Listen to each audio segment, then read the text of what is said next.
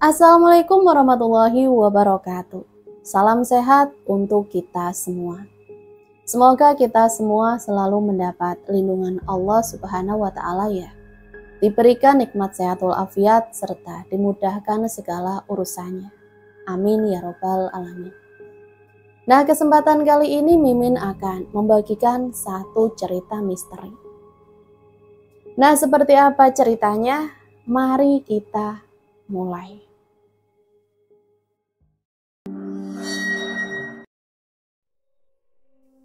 Tuh kan, benar dugaan saya.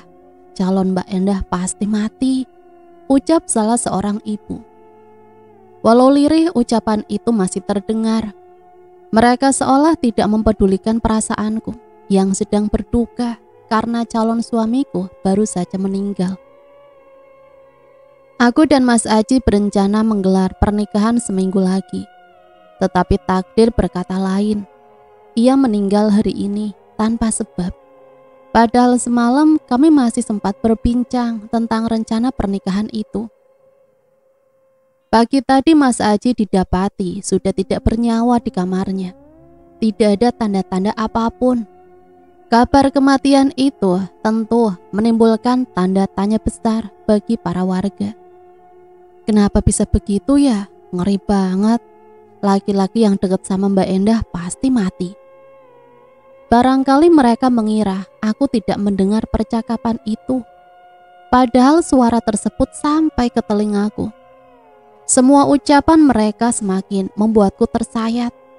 Tetapi aku tetap berusaha tegar. Prosesi pemakaman selesai. Aku masih bersimpuh di samping gundukan merah, sembari menabur bunga. Tidak disangka kejadian ini akan terulang lagi. Ini adalah keempat kalinya calon suamiku meninggal. Sejak calon kedua meninggal, tuduhan-tuduhan buruk terus mengalir padaku. Banyak yang mengira aku menggunakan ilmu hitam. Begitupun ada yang bilang bahwa aku adalah pembawa sial, karena selalu menyebabkan lelaki yang dekat denganku mati. Ada harapan besar ketika aku memutuskan menikah dengan Mas Aji. Berharap semua prasangka masyarakat bisa dipatahkan. Namun pada akhirnya dugaan tersebut justru semakin kuat mengarah padaku. Sabar, Nduk. Umartini mengusap pundakku pelan. Wanita itu adalah ibu dari calon suamiku yang pertama. Semenjak kematian sang putra, Umartini tinggal bersamaku karena kami sama-sama tidak memiliki keluarga. Orang tuaku sudah meninggal, sehingga ku anggap wanita itu sebagai ibuku sendiri. Dari keempat keluarga calon suamiku, hanya Bu Martini yang tidak menyalahkan atas kematian sang anak. Mas Bima meninggal karena kecelakaan sebulan sebelum kami menggelar pernikahan. Sudah, tidak usah dipikirkan omongan orang. Sepertinya Bu Martini tahu isi hatiku, sehingga sedari tadi terus menenangkan. Setelah Mas Bima meninggal, aku mencoba dekat dengan 3 laki-laki dan semuanya meninggal sebelum kami sempat melangsungkan pernikahan. Aneh, aku bahkan tidak tahu penyebabnya. Tetapi warga selalu menuduhku dalang dibalik semua itu. Meninggalnya Mas Aji tadi cukup membuatku trauma. Apa aku memang tidak ditakdirkan memiliki pasangan? Apa aku harus hidup seorang diri tanpa laki-laki? Sudah, Nduk, sekarang pulang saja. Area pemakaman sudah sepi, hanya ada kami dan orang tua Mas Aji. 2 orang yang seharusnya akan menjadi mertuaku nantinya. Sebentar, Bu. Untung saja ada Bu Martini yang selalu menyemangati dan mendukung apapun keputusanku. Bahkan di saat semua orang menuduhku buruk, ia yang selalu ada, berada di garda terdepan untuk membela. Ibu Mas Aji juga masih terseduh, pasti berat kehilangan seorang anak. Tiba-tiba saja wanita itu beranjak, lantas menghadang padaku. Dasar pembawa sial! Makinya seraya menunjuk-nunjuk tepat di depan mataku. Baru kali ini kulihat ia semarah itu. Tampaknya ia berpikir sama dengan para warga. Dari dulu sebelumnya aku udah gak setuju Aji mau nikah sama kamu. Ternyata benar. Sekarang anakku mati. Nadanya semakin meninggi. Ucapan warga mungkin masih bisa kutoleransi.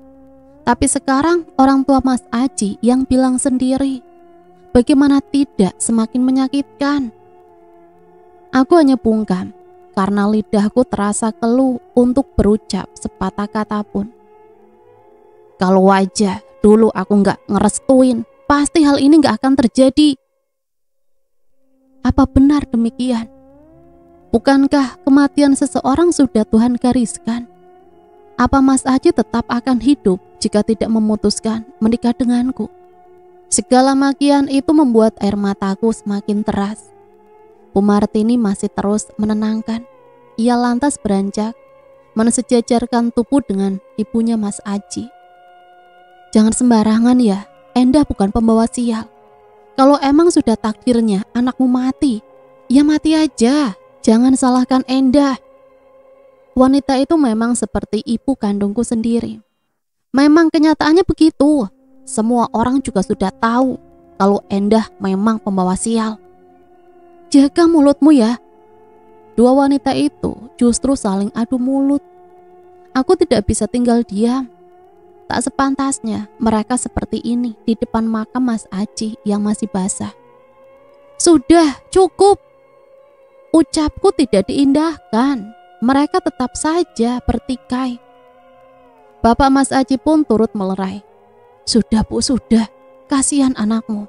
Nanti tidak tenang di sana. Akhirnya pertikaian pun usai. Orang tua Mas Aji memutuskan pulang. Aku masih berada di makam karena rasanya ingin berlama-lama berada di sini. Sudah ya Nduk, jangan mikirin apa kata orang. Aku yang merasa lelah dengan keadaan ini pun melontarkan pertanyaan yang mengganjal di hati. Apa aku ini memang pembawa sial ya Bu? Mas Bima saja meninggal. Aku menyebut nama putranya. Memang waktu Bima di dunia ini sudah selesai. Sama sekali bukan kesalahanmu, Nduk. Sekarang kita pulang saja ya. Aku pun memutuskan pulang. Kesedihanku akan semakin larut jika terus berlama-lama di sini. Baru sampai di ujung makam, aku berpapasan dengan Rahayu, temanku sekaligus teman Mas Aji, di mana kami sering terlibat dalam kegiatan desa bersama-sama. Dah, pemakaman Mas Aji udah selesai ya? Iya yuk, sudah selesai. Aku turut berbelasungkawa ya. Maaf juga baru sempat kesini karena tadi lagi di luar. Aku kira masih sempat ngikutin prosesi pemakaman, tapi ternyata sudah selesai. Tidak apa-apa, minta doa untuk Mas Aji aja ya. Gadis itu berpamitan untuk ke makam Mas Aji. Katanya ingin mendoakan almarhum. Aku menawarkan untuk menemani, tetapi Rahayu menolak, sehingga aku pun memutuskan pulang. Bu Martini memegangi tanganku saat aku hendak berjalan. Tunggu Nduk. Kenapa Bu? Kamu ngerasa ada yang aneh sama Rahayu apa tidak Nduk? Aku mengingat gestur tubuh Rahayu. Sepertinya nggak ada yang aneh Bu. Ibu justru curiga sama Rahayu. Maksud Ibu? Sekarang Ibu tanya, Rahayu menyimpan rasa atau tidak sama Aji? Dulu aku memang sempat dengar bahwa Rahayu mencintai Bu Aji. Tapi kurasa perasaan itu sudah hilang setelah Mas Aji dekat denganku. Dulu kok Bu, sepertinya sekarang sudah tidak. Karena kalau kami sedang terlibat kegiatan bersama, sikap Rahayu biasa saja. Justru yang biasa saja itu yang menakutkan, Dok. Bu Martini menyeretku. Mau kemana, Bu? Kita ke makam Aji lagi, tapi pelan-pelan. Kami mengintai Rahayu dari balik pohon. Salah siapa? Kamu lebih memilih Endah daripada aku, Mas. Ucap Rahayu di depan makam Mas Aji. Apa maksud ucapan Rahayu? Ucapan Rahayu membuatku bertanya-tanya, apa benar apa yang dikatakan Bu Martini, bahwa wanita itu memang masih mencintai Mas Aji? Namun aneh, mana mungkin ada orang yang justru membunuh orang yang dicintainya? Benar kan, Duk, apa yang ibu bilang? Aku hanya mengangguk, masih ingin menyelidiki apa yang sebenarnya terjadi antara Rahayu dan almarhum Mas Aji. Rahayu terus mengusap lembut nisan itu. Dari matanya menunjukkan kesedihan, seperti kehilangan orang yang amat dicintai. Rasanya ini bukan hanya sekedar perasaan terhadap teman, melainkan kepada kekasih. Hal tersebut semakin meyakinkan jika Rahayu benar masih menyimpan rasa dengan calon suamiku. Apa mau kita samperin, Duk? Tidak mungkin, kami tidak bisa menuduh tanpa bukti apapun. Semua masih janggal, karena kematian Mas Aji sama sekali tidak ada tanda-tanda pembunuhan.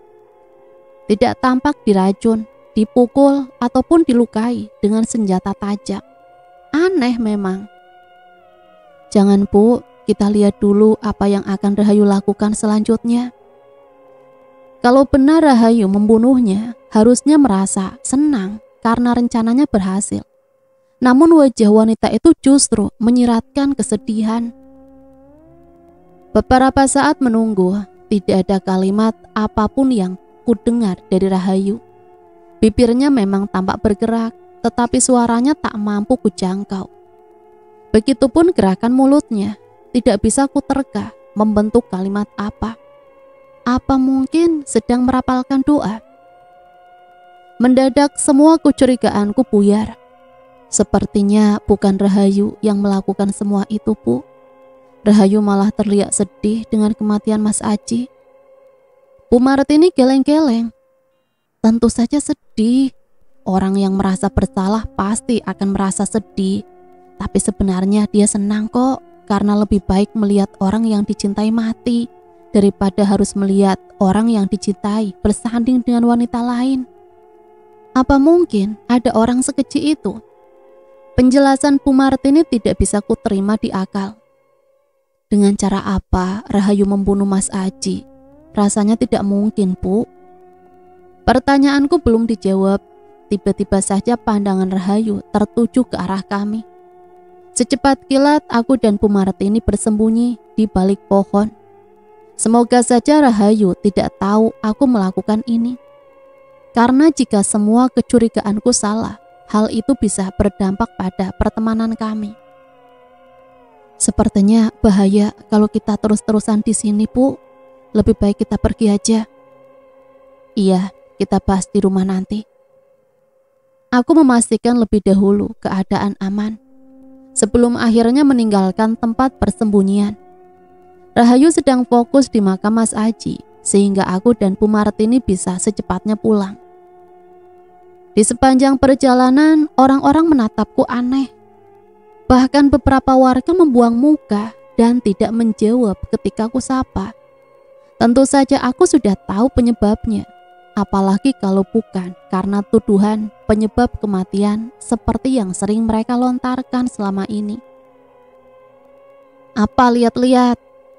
Bu Martini pun tentu paham dengan apa yang ada di pikiran warga, sehingga ia melontarkan kata itu kepada salah seorang yang menatap kami tak biasa saat aku dan Bu Martini lewat di hadapannya. Sudah, Bu, tidak apa-apa. Kurang ajar mereka itu, Nduk. Mungkin aku sedang menjadi topik hangat pembicaraan warga. Lelah rasanya selalu menjadi bahan gibah. Sampai rumah aku langsung bersandar di kursi. Tak hanya capek fisik, tetapi mentalku pun hancur. Mengapa aku harus melewati kehidupan yang pelik seperti ini? Kamu makan ya, Nduk? Dari tadi belum makan toh. Nanti saja, Bu. Sama sekali tak ada nafsu untuk makan. Kehilangan orang yang dicintai amat menyakitkan, apalagi ditambah dengan omongan-omongan orang. Rasanya tidak semangat lagi untuk hidup. Hanya Bu Martini yang selalu menguatkan. Tidak boleh seperti ini. perutmu itu harus diisi, Nduk. Benar, aku tidak boleh egois dengan kekalutan ini. Masih ada Bu Martini yang menyemangati. Begitupun amanah dari mendiang Mas Bima sebelum ia meninggal untuk terus menjaga ibunya.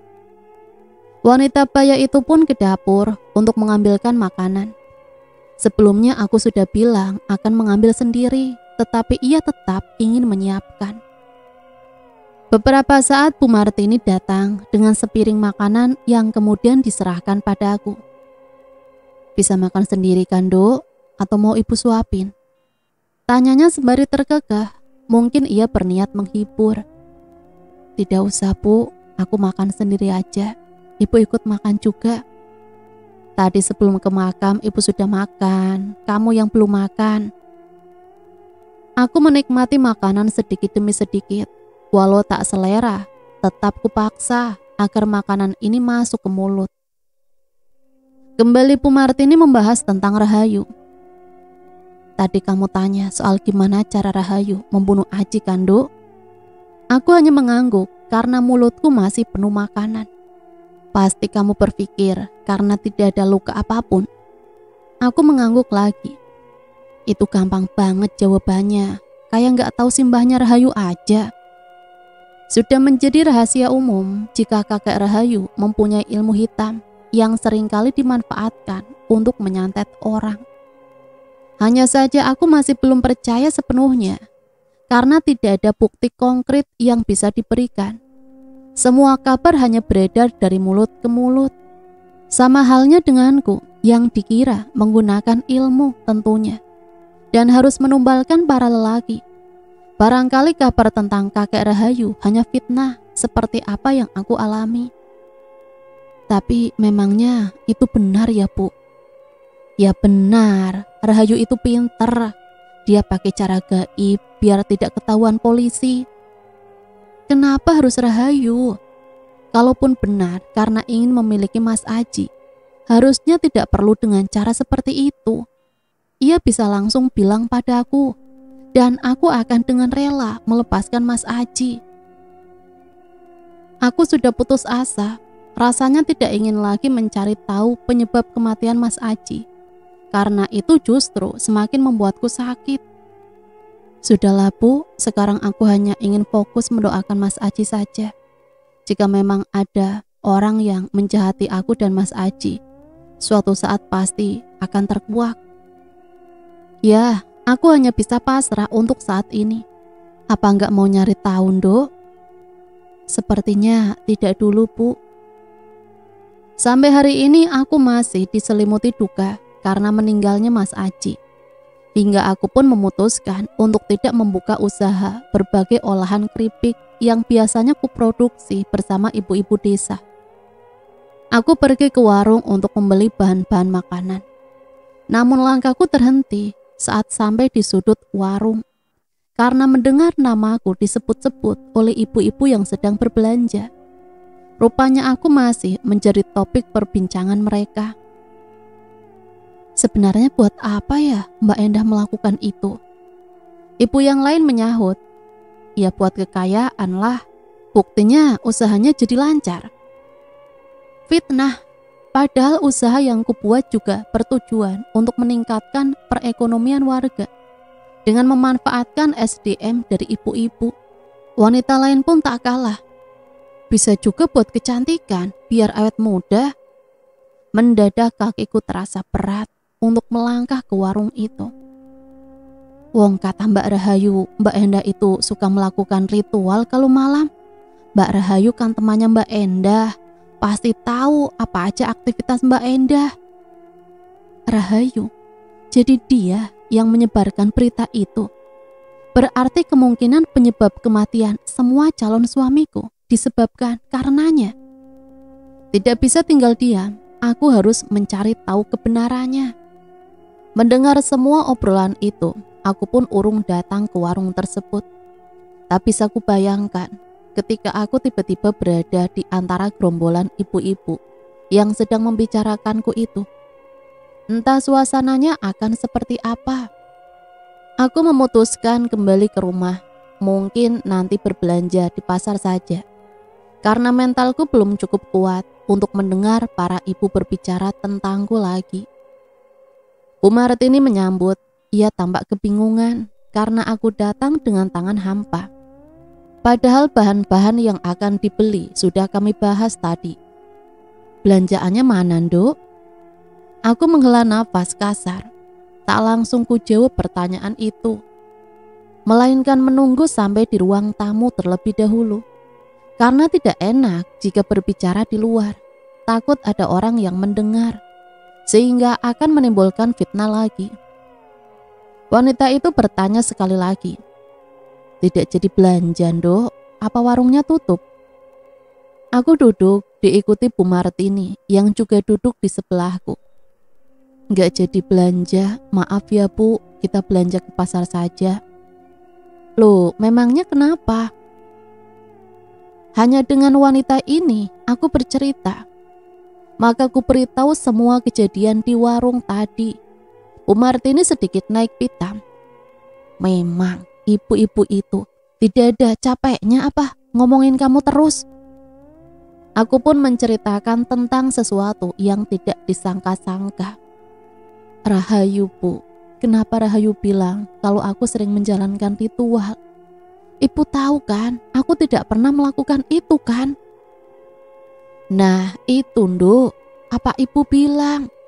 Dalangnya pasti Rahayu sama simbahnya.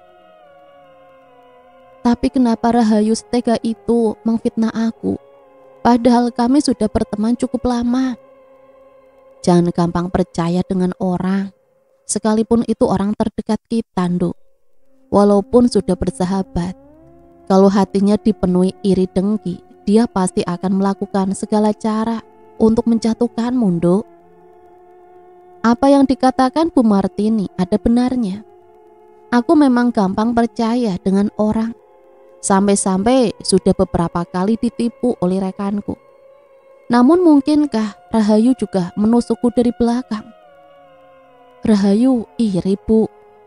Iya, kamu cantik, sukses. Banyak laki-laki yang suka, sudah pasti dia iri. Tapi Rahayu juga tidak kalah cantik dan sukses Bu. Ada manusia yang selalu merasa kurang dan ingin memiliki apa yang dimiliki orang lain. Aku pun berpikir berarti meninggalnya semua calon suamiku karena ulah Rahayu. Kusampaikan kecurigaanku pada Bu Martini. Apa benar begitu Bu? Sudah pasti itu, Rahayu tidak mau kamu menikah. Karena setelah menikah kamu pasti akan lebih bahagia. Rahayu tidak mau melihat aku bahagia Bu. Iya, kebahagiaanmu adalah sesuatu yang menyakitkan bagi pembencimu, Nduk. Jika dugaanku benar, Rahayu sangat keterlaluan. Padahal di depanku begitu baik dan selalu menjadi orang kedua yang selalu mendukungku setelah Bu Martini. Termasuk meninggalnya Mas Bima. Wanita itu menghembuskan nafas berat. Ia selalu bersedih ketika nama putranya disebut. Mungkin Rahayu memberikan kiriman gaib yang membuat Bima kecelakaan. Sungguh hal ini membuatku bingung. Sayangnya tidak ada punya bukti apapun. Sayangnya kita tidak punya bukti apapun Bu. Benar, sekarang Rahayu pasti sedang tertawa karena kamu dibenci para warga. Kalau sudah begini, pasti banyak laki-laki yang akan mikir-mikir kalau mau mendekatimu, Nduk. Tidak apa-apa, Bu. Aku juga belum ada niat untuk membuka hati lagi. Karena khawatir kejadian seperti ini terulang lagi. Aku trauma, Bu. Mungkin memang sebaiknya aku tidak menikah. Jangan bilang begitu, Nduk. Allah pasti sudah menyiapkan jodoh yang terbaik untukmu. Jangan pernah putus asa. Aku hanya menanggapinya dengan senyuman. Apa kita datang ke rumah Rahayu saja, Nduk, untuk minta penjelasan? Bu Martini menyarankan. Aku tidak setuju karena Rahayu pasti akan mengelak. Sedangkan kami tidak mempunyai bukti apa-apa. Segala tuduhan itu hanya dugaan semata. Kalau Rahayu tidak terima, kami bisa dituntut balik. Itu cukup membahayakan. Jangan ya Bu. itu akan percuma. Hening sejenak sebelum akhirnya Bu Martini kembali memberi saran. Atau kita pakai cara seperti Rahayu. Maksud ibu, iya, kita cari dukun yang lebih pintar. Kita cari tahu Rahayu lewat dukun. Aku geleng-geleng. Kalau pakai dukun, apa bedanya kita dengan Rahayu, Bu? Itu syirik, tidak baik. Benar juga ya, Nduk. Lebih baik kita serahkan kepada Tuhan ya. Tak terasa perutku mulai keroncongan. Harusnya kami sudah masak, karena telah masuk waktu sarapan. Namun bahan-bahan belum ada. Kami pun harus ke pasar terlebih dahulu. Aku mengajak Bu Martini untuk turut serta. Biasanya ia lebih jeli saat berbelanja. Bu Martini wanita pandai menawar, sehingga kami seringkali mendapat harga murah. Beberapa sayuran sudah dibeli, kami hanya tinggal menuju lapak ayam potong, kemudian pulang. Beli 2 kilo ya, Nduk, biar bisa buat besok-besok lagi. Aku mengiyakan. Mendadak pandanganku tertuju pada 2 orang wanita yang sedang berjalan ke arah kami. Tujuanku berbelanja di sini adalah untuk menghindari para ibu-ibu di desa. Tetapi di pasar ini malah bertemu dengan tetanggaku. Semoga saja mereka tidak seperti para wanita yang berada di warung tadi. Aku menyapa, mereka hanya membalas dengan senyum sinis. 2 wanita itu juga membeli ayam, tetapi di lapak sebelahku. Bu Martini ikut menyapa. Beli ayam, Bu? Iya, soalnya kami doyannya daging ayam, bukan daging manusia. Astagfirullahaladzim, apa maksudnya? Apa mereka sedang menyindirku? Ibu lain menyahut. Ngeri ya, udah kayak kanibal aja. Cuma bedanya dagingnya tidak dimakan secara langsung. Mungkin cuma disedot energinya. Aku semakin yakin mereka memang sedang menyindirku. Penjual ayam itu bersuara. Memangnya zaman sekarang masih ada kanibal? Ada loh, di desa saya ada. Memangnya ibu belum dengar? Oh, yang katanya calon suaminya suka dijadikan tumbal itu. Tak salah lagi, mereka secara terang-terangan membicarakanku. Hanya saja memang tidak menyebut nama. Ternyata kabar tersebut sudah menyebar kemana-mana. Bahkan penjual di pasar saja tahu tentang berita tersebut. Iya, kan ngeri banget, Bu. Bu Martini mungkin sadar pembicaraan itu mengarah padaku. Tidak sepertiku yang hanya bisa diam. Wanita itu tidak terima. Ibu-ibu ini kenapa sih?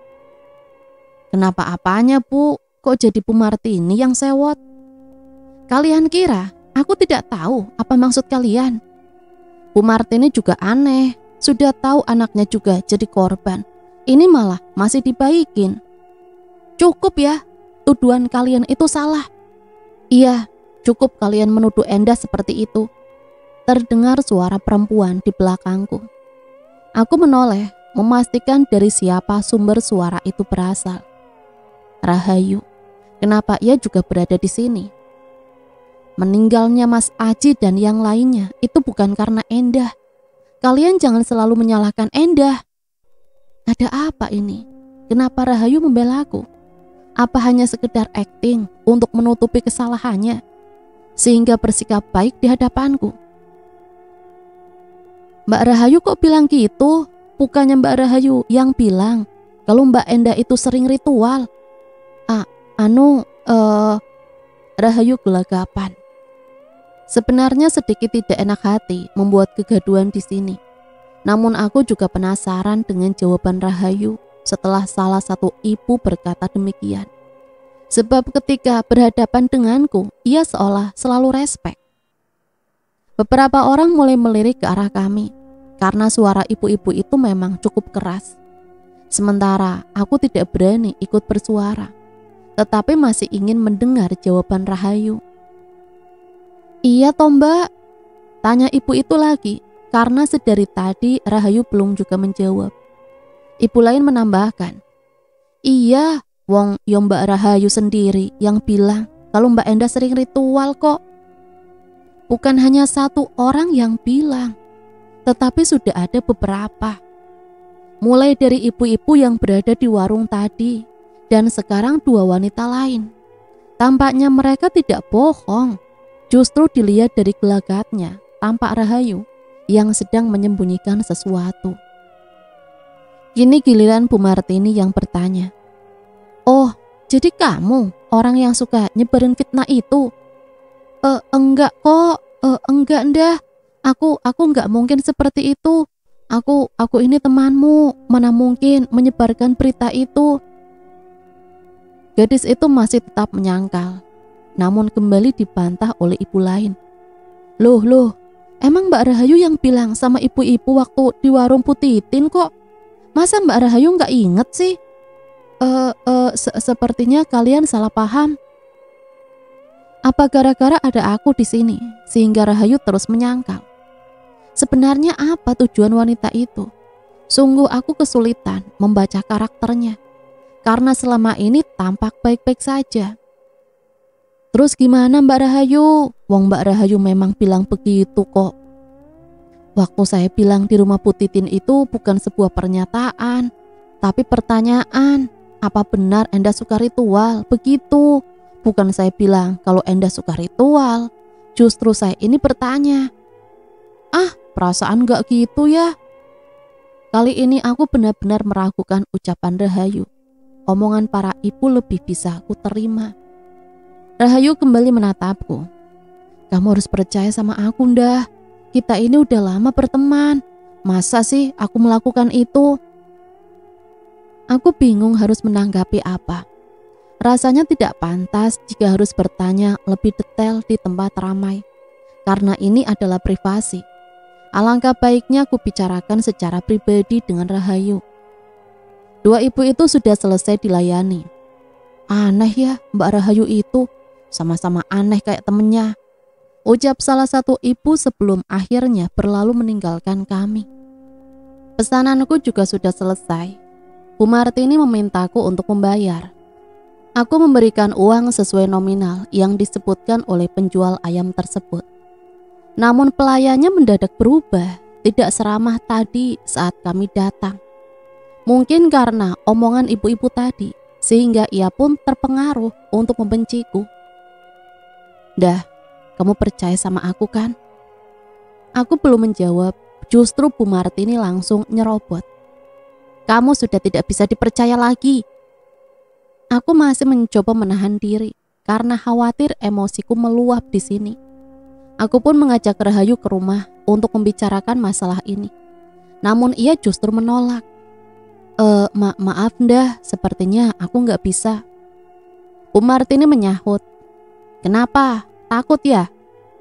Bu, bukan begitu Bu, tapi masih banyak yang harus dikerjakan. Saya belum selesai belanja, nanti setelah belanja juga harus langsung memasak bahan-bahan ini. Jadi sepertinya tidak bisa ke sana. Alasan tersebut semakin menguatkan jika Rahayu memang menyembunyikan sesuatu. Akan amat lucu andai benar Rahayu adalah dalangnya. Sebab ia selalu berusaha menjadi pahlawan ketika aku dalam tekanan orang-orang. Aku tidak ingin membiarkannya lepas begitu saja, sehingga kembali ku minta Rahayu ikut ke rumahku. Kali ini aku berkata sedikit tegas. Benar apa kata Bu Martini? Kalau tidak mau, berarti kamu memang takut karena ada sesuatu yang disembunyikan. Usai ku bilang seperti itu, akhirnya Rahayu menyanggupi untuk turut serta bersama kami. Ya udah kalau begitu, biar kamu percaya, aku akan ikut ke rumah Ndah. Kami berjalan bersama ke parkiran. Bu Martini meminta membeli sate lontong terlebih dahulu untuk sarapan nanti. Karena akan terlalu lama jika harus menunggu masakan matang. Kami sudah cukup lapar. Setelah selesai kami bergegas ke rumah. Aku berjalan terlebih dahulu, sembari memantau lewat kaca spion, memastikan Rahayu tidak berbelok di tengah jalan.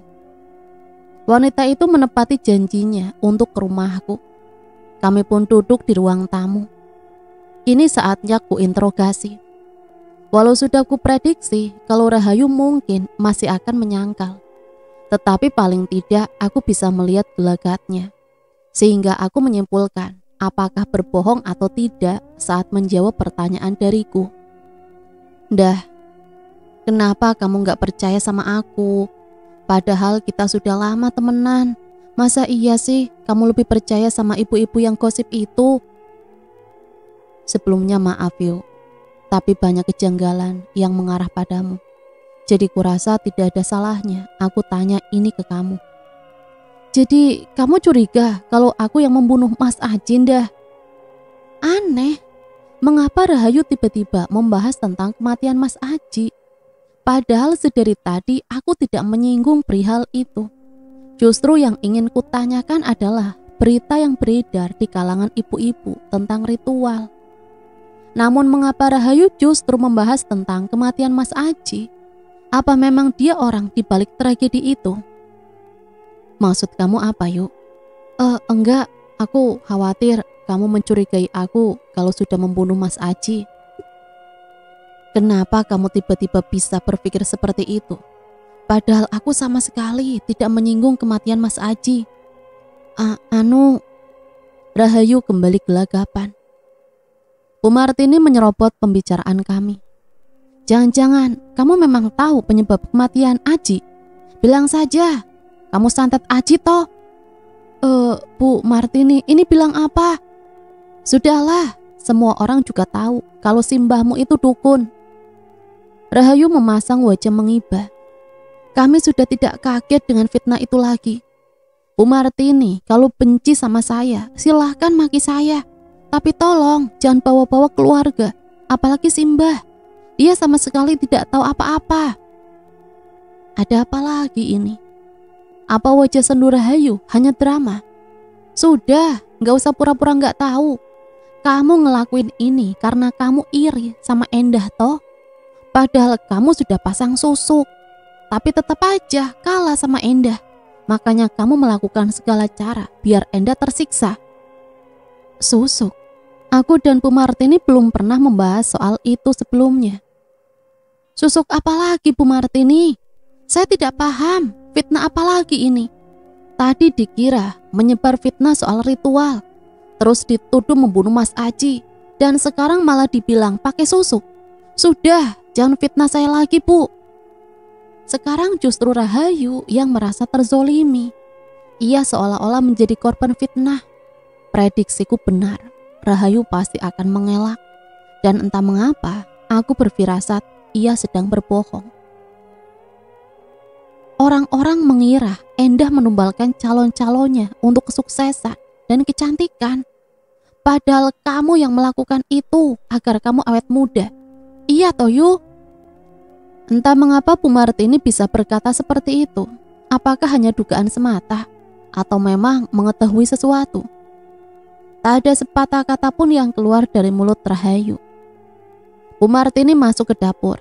Tidak lama ia keluar lagi dengan membawa sate yang kami beli di pasar tadi. "Makan ini." "Mengapa makanan itu justru diberikan pada Rahayu?" "Tidak Bu, saya nggak doyan sate." Rahayu memang selalu menolak ketika diajak makan sate. Aku pun tak mengerti. Padahal ia sangat doyan dengan makanan dari daging-dagingan. Namun ia selalu menghindari sate atau makanan lain yang ditusuk. Ah iya, mengapa aku baru mempertanyakannya sekarang? Padahal sebelumnya kuanggap ketidaksukaan Rahayu terhadap makanan tersebut sebagai sesuatu yang normal. Sebenarnya ada apa? Bu Martini masih terus memaksa agar Rahayu mau memakan sate tersebut. Namun Rahayu berulang kali menolak. Aku justru bingung. Mengapa drama makan sate saja sampai runyam begini? Apalagi sikap Bu Martini. Apa hubungannya antara Rahayu dan sate itu? "Ayo cepat, makan sate ini." "Saya sudah bilang kalau saya tidak doyan sate, Bu." Aku berpikir Bu Martini tahu sesuatu, sehingga aku bantu membujuk Rahayu agar mau memakan sate tersebut. "Kamu suka ayam bakar dan sambal kacang loh, Yuk. Aku rasa tidak ada bedanya dengan sate. Kenapa kamu tidak mau makan sate?" "Kenapa kamu harus tanya soal itu sih?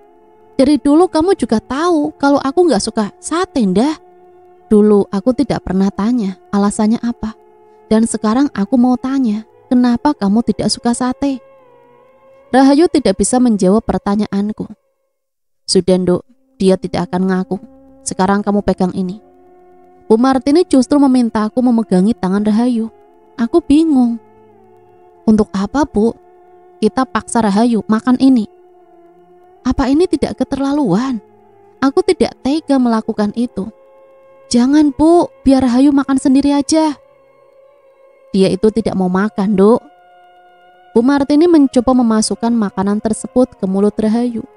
Walau sudah berumur, ku akui tenaganya cukup kuat. Rahayu saja sampai kewalahan ketika berusaha menyangkal. Aku yang melihat justru merasa ngeri. Bagaimana jika tusuk itu sampai mengenai mata? Apalagi Rahayu terus berteriak, khawatir menimbulkan kesalahpahaman warga. Sudah, Bu, sudah. Ucapku sama sekali tidak didengarkan. Bu Martini masih memaksa Rahayu membuka mulut agar sate bisa masuk. Kini tenaga Rahayu sudah lebih kuat, sampai-sampai sate yang dipegang Bu Martini jatuh ke lantai. Dan Rahayu pun berlari keluar. Aku mengikuti, tapi ia sudah mengendarai motor. Kurang ajar memang anak itu, Nduk. Ucap Bu Martini dengan nafas sedikit tersengal. Ia kehilangan tenaga setelah beradu dengan Rahayu. Sekarang yang kutakutkan justru bagaimana jika apa yang baru saja kami lakukan pada Rahayu akan menimbulkan masalah baru. Bagaimana jika Rahayu menyebarkan pada warga tentang pemaksaan itu? Namaku bisa semakin hancur. Tapi kenapa ibu harus melakukan itu? Kenapa ibu harus memaksa Rahayu makan sate sih, Bu? Kamu lihat tadi, Tondo, Rahayu nolak untuk makan sate. Iya, memang dari dulu Rahayu tidak suka sate, Bu. Kamu tahu alasannya tidak? Kalau aku mikirnya karena dia tidak suka saja, Bu. Bukan itu alasannya. Aku semakin penasaran, apakah ada hal lain? Terus kenapa, Bu? Itu karena sate adalah makanan pantangan buat orang yang pakai susu. Pantangan? Aku baru mendengar hal ini. Apa dampaknya kalau Rahayu makan sate, Bu?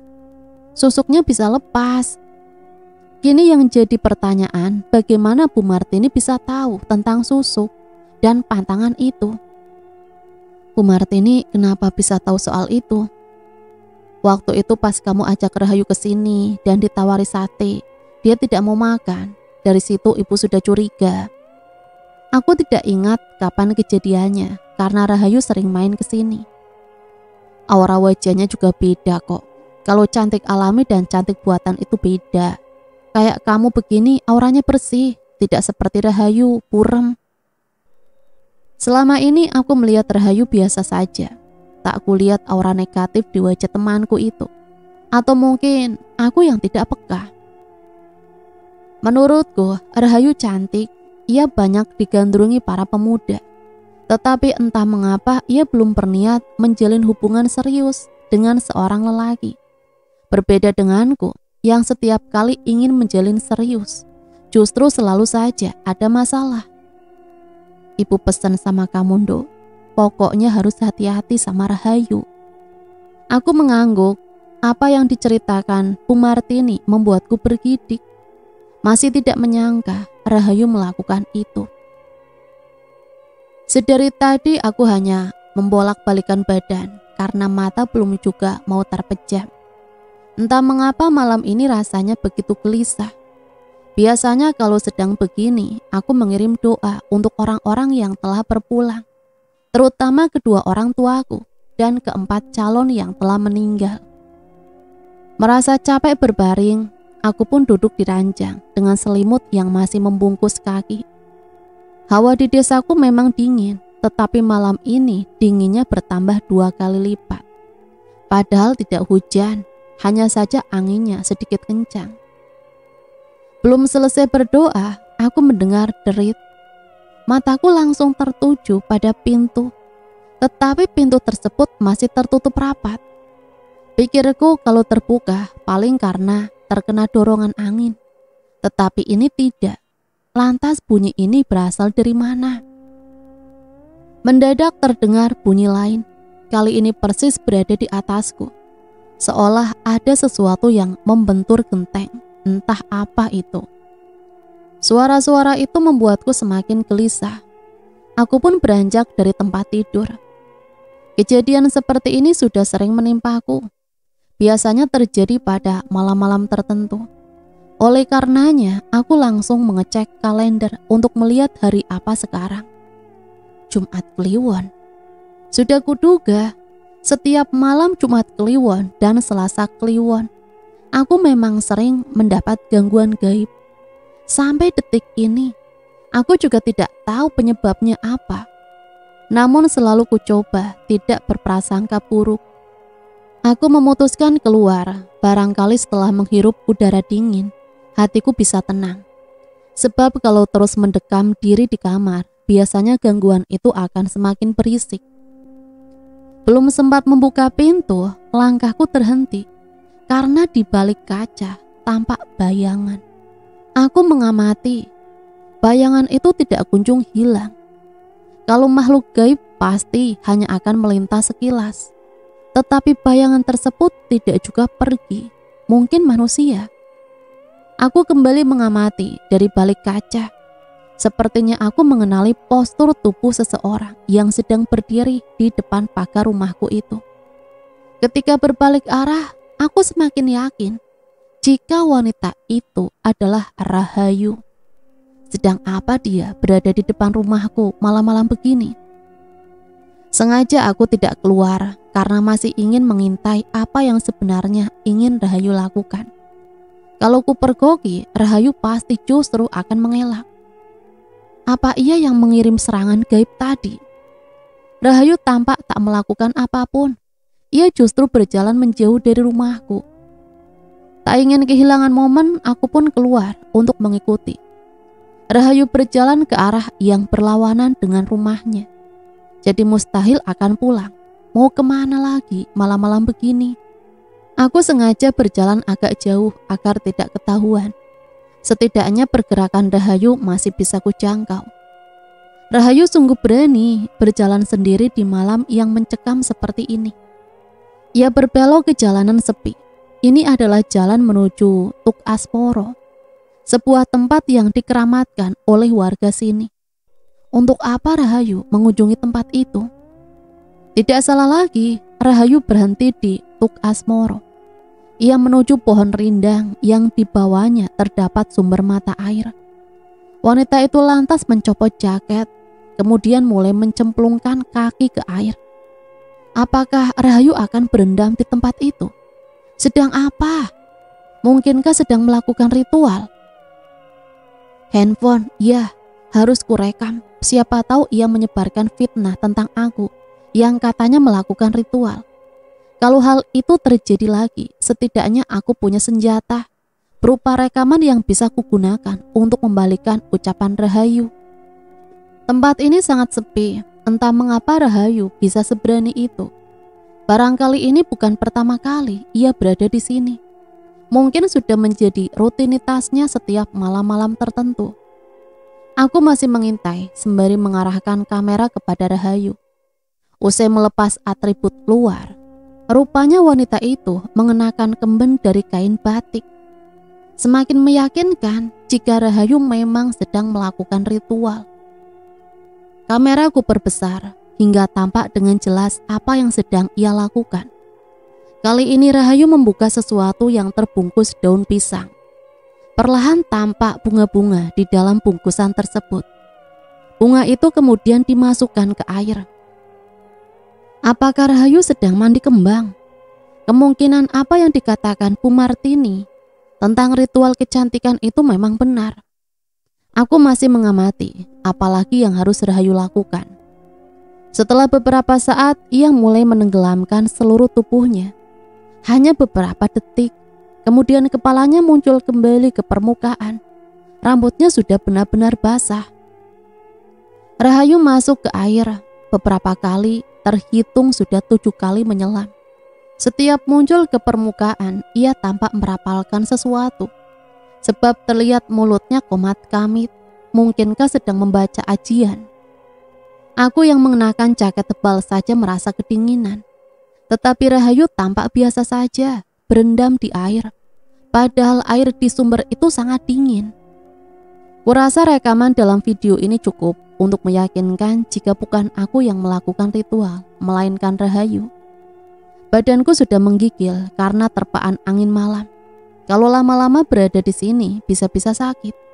Aku juga tidak tahu kapan Rahayu akan selesai melakukan ritual.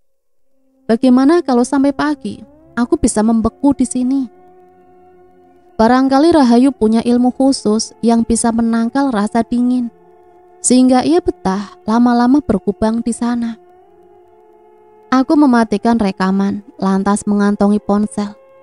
Sebelum meninggalkan tempat ini, ku amati Rahayu terlebih dahulu, memastikan ia tidak akan memergokiku. Aman, Rahayu masih fokus dengan ritualnya dan sama sekali tidak melirik kanan kiri, sehingga aku bisa leluasa pergi. Saat perjalanan pulang, aku berpapasan dengan 2 orang pemuda desa yang sedang ronda. Aku menyapa, tetapi mereka tidak menjawab. Justru berjalan lebih kencang, seperti orang ketakutan. Apa mereka mengira aku setan?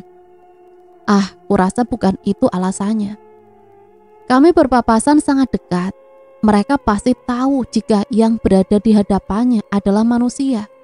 Lantas mengapa mereka tetap berlari? Aku sudah menduga alasannya adalah karena takut kutumbalkan. Seperti yang sudah beredar bahwa para ibu melarang anak laki-laki mereka untuk dekat-dekat denganku. Sekarang kekhawatiranku bertambah. Bagaimana kalau mereka mencurigaiku habis melakukan sesuatu? Karena aku berjalan seorang diri di tempat yang sakral ini.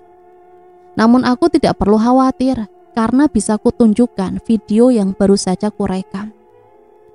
Bukan ingin mematikan Rahayu, tetapi hanya mau menunjukkan kebenaran. Kalaupun Rahayu tidak memfitnahku, aku pasti tidak akan membongkar aibnya.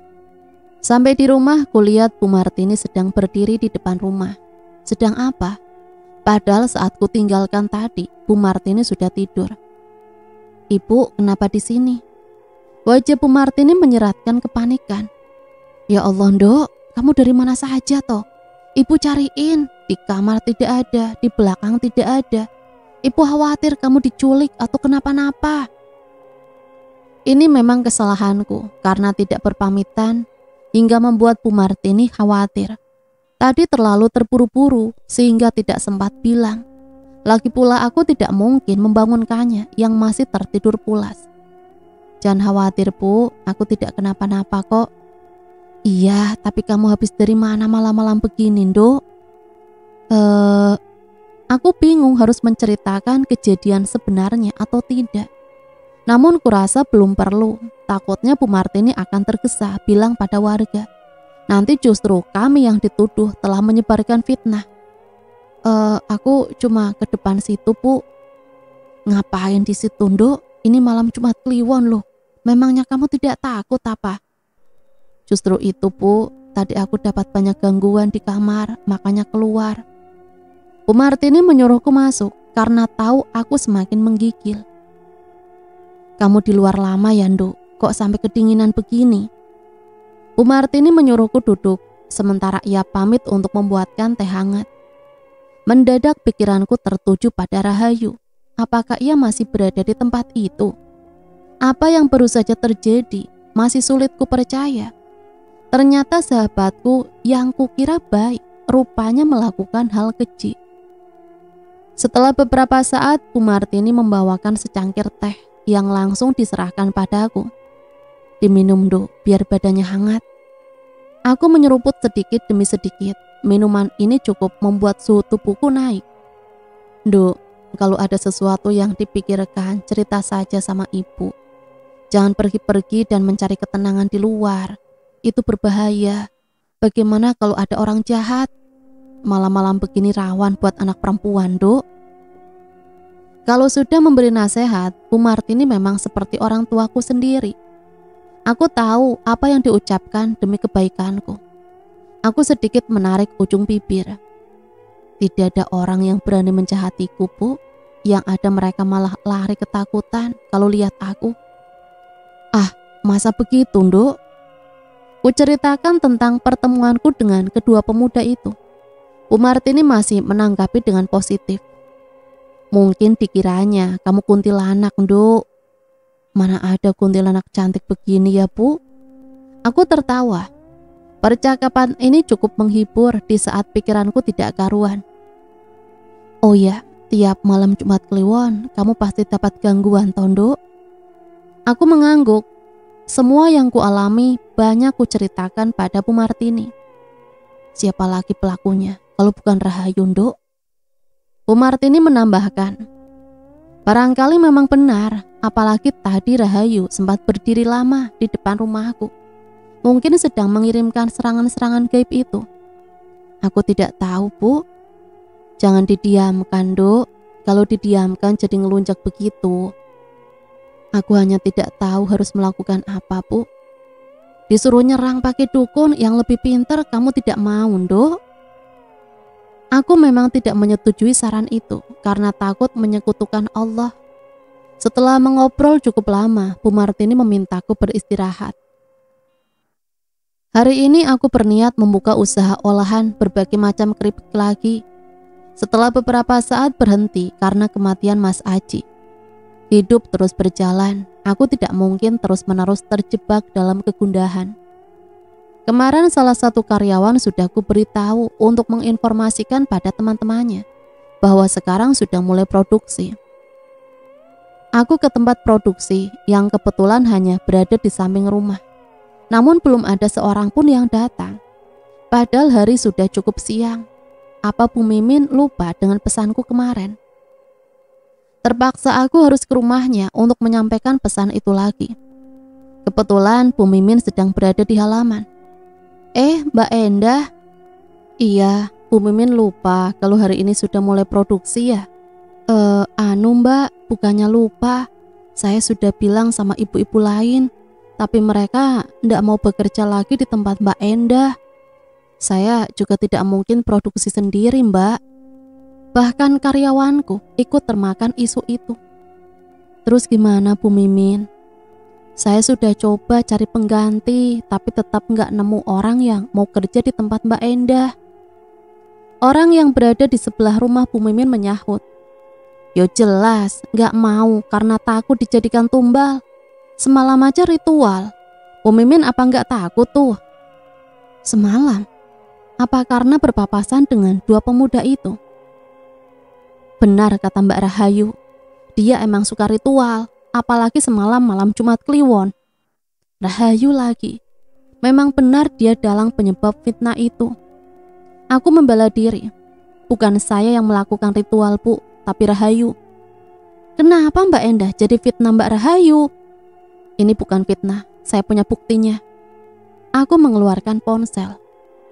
Bukti apa? Tanya ibu itu. Memang sudah saatnya kutunjukkan bukti itu, karena warga masih salah paham. Mengira aku yang seringkali melakukan ritual. Sedikit ada rasa bersalah dengan Rahayu, tapi terpaksa kulakukan, karena ia pun sama sekali tidak memikirkan perasaanku. Mereka antusias, aku mencari rekaman video itu. Tak butuh waktu lama, file tersebut kutemukan karena masih berada di deretan atas. Aku memutar video, kemudian menyerahkan kepada Bu Mimin. Tetangganya yang penasaran langsung mendekat untuk turut menonton video tersebut. Mereka terbelalak. Ya ampun, ini Mbak Rahayu, lagi ngapain? Kedua wanita itu masih menyaksikan. Sesekali mengomentari apa yang dilakukan Rahayu. Ini mandi kembang ya? Ucap Bu Mimin. Sang tetangga menanggapi. Iya kayaknya, semalam kan malam Jumat Kliwon. Semoga saja setelah kuluruskan dengan menunjukkan bukti, para warga bisa percaya jika bukan aku yang sering melakukan ritual, tetapi justru penyebar fitnah itu sendiri. Pantes saja Mbak Rahayu kelihatan cantik, ternyata suka ritual begini toh. Video tersebut sudah berakhir. Bu Mimin mengembalikan ponsel padaku. Mbak Endah, kok bisa dapat video itu? Ini kesempatan bagiku untuk bisa mengembalikan nama baikku lagi. Aku pun menceritakan tentang pengintaian di Tuk Asmoro. Begitu ceritanya, Bu. Makanya kalau ada orang yang melihat saya berjalan sendirian, itu bukan saya habis melakukan ritual, tapi karena mengikuti Rahayu. Tetangga Bu Mimin masih berwajah judes. Ah, masa? Atau jangan-jangan Mbak Enda juga sama-sama ikut ritual? Kalian kan berteman, bisa saja kalian melakukan ritual bersama-sama. Tuduhan apa lagi ini? Aku bahkan baru tahu ritual yang dilakukan Rahayu. Tidak mungkin aku terlibat di dalamnya. Aku mengelak. Beneran, Bu, saya sama sekali tidak tahu soal itu. Sok-sokan saling menyalahkan, padahal sama saja, sama-sama punya ilmu. Ibu itu berbicara dengan mulut yang sengaja dimonyong-monyongkan. Tidak, Bu, itu salah. Ternyata video yang kurekam tak cukup untuk mengembalikan nama baikku di hadapan warga. Ia justru menuduhku telah melakukan hal serupa seperti Rahayu. Aku menghela nafas, kembali kubicarakan tentang rencana produksi kepada Bu Mimin. Wanita itu adalah karyawan yang paling bisa diandalkan, tapi entah akan mundur atau tidak jika semua teman-temannya tidak ada yang mau menjadi karyawanku lagi. Kalau Bu Mimin sendiri bagaimana? Wanita itu menyuruhku duduk di teras rumahnya. Sini dulu Mbak Enda. Bu Mimin menghembuskan nafas berat. Kalau saya mau aja kerja di tempat Mbak Enda. Dari dulu juga Mbak Enda yang bantuin ekonomi saya. Tapi gimana Mbak? Saya nggak sanggup kalau nggak ada temennya. Tapi benar, Bu Mimin masih mau kerja di tempat saya. Masih Mbak Enda. Aku bertanya, mengapa ia tidak takut seperti teman-teman yang lain? Bu Mimin tampak berpikir, kalau dibilang takut atau tidak, ya agak takut, Mbak Enda. Soalnya orang-orang juga percaya. Tapi selama saya kerja sama Mbak Enda tidak pernah ada apa-apa kok.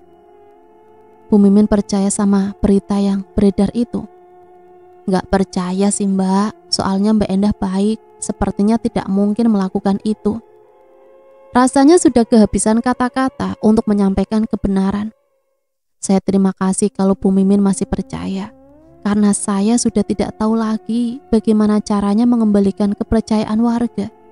Bagaimanapun menjelaskan jika saya tidak tahu apa-apa soal kematian semua calon-calon saya. Warga tetap tidak akan percaya, karena kejadiannya memang janggal. Nah, itu yang membuat saya bingung, Mbak. Tapi kalau Mbak Mimin memang masih ingin bekerja dengan saya, Mbak Mimin bisa masuk kerja hari ini. Masa saya sendiri, Mbak? Insya Allah saya dan Bu Martini akan ikut bantu. Kita produksi sedikit saja dulu. Ya sudah kalau begitu.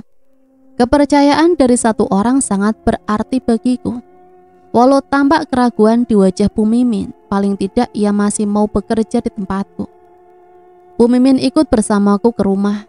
Kami langsung ke tempat produksi untuk mengerjakan apa yang bisa dikerjakan.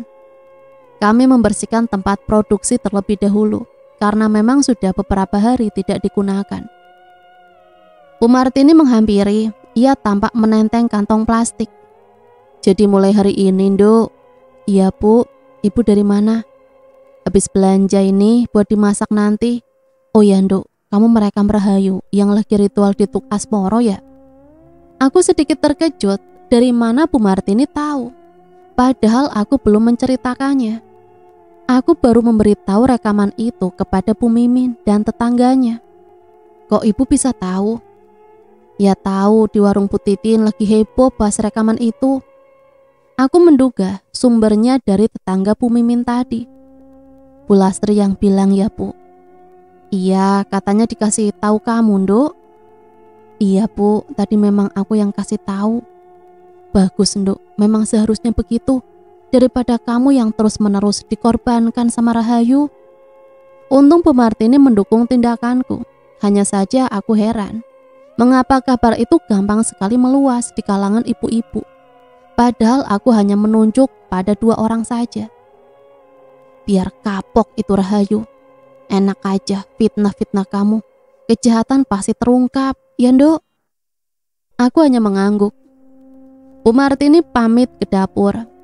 Dia bilang akan kembali ke sini untuk membantuku dan Bu Mimin di tempat produksi ini. Setelah selesai memasak, aku dan Bu Mimin melanjutkan aktivitas kembali. Tiba-tiba terdengar suara teriakan dari luar. "Endah! Endah!" Suara tersebut ku kenali. Aku pun keluar untuk mengecek apakah orang yang datang sesuai dugaanku atau tidak. Benar saja, itu memang suara Rahayu. Tidak biasanya ia berteriak-teriak saat memanggilku. "Ada apa, Yuk? Maksud kamu apa? Nyebarin berita kalau aku melakukan ritual?